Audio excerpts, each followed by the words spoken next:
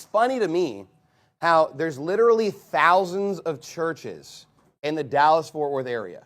I mean, and I say that lightly because I believe even when I looked up just Baptist statistics, I mean, it is hundreds and hundreds and hundreds. It almost seems like 1,000. It may be just in the hundreds.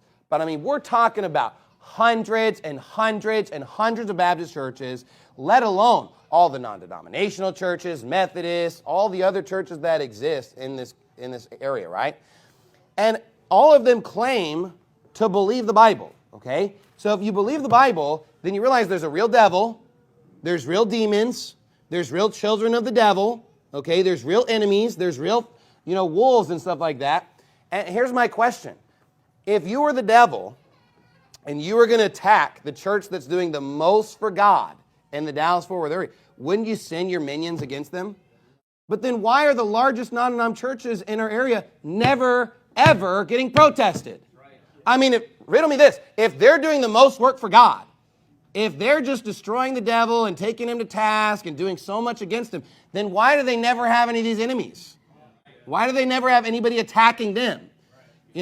I would rather be at the church where all the enemies are surrounded about because that's where God is. Yeah, that's right. Hey, there's God. Somebody must be doing a great work for God when all the enemies are surrounding them and attacking them. Whenever you watch a sporting event, and I like watching football. Okay, I'll just admit it, right? But whenever you watch football, whoever is the absolute best receiver, the wide receiver on their team, they'll sometimes get double or triple coverage. Why? Because they realize he's the most effective. They look, when you go out in the field and it's like, no one's guarding me. It's like, that's because you're not a threat. They think you probably won't even catch the ball, okay? And so you have to realize, hey, the church that's having all these enemies and all these people attacking them and all these protesters, it's like something must be going on. You have to realize that God's sending us out to do his work and the devil's sending his minions to attack those that are doing the most for God. Those that are actually taking them to task, preaching the word of God. And you know what I want to know? I want to know why there's so much child sex trafficking and there's so much evil in this world, but there's no obvious enemy that anybody's pointing out. Yet I do.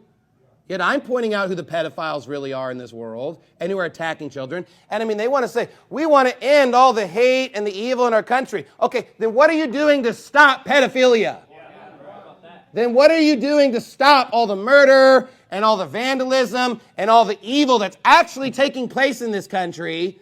Why aren't you calling those people out?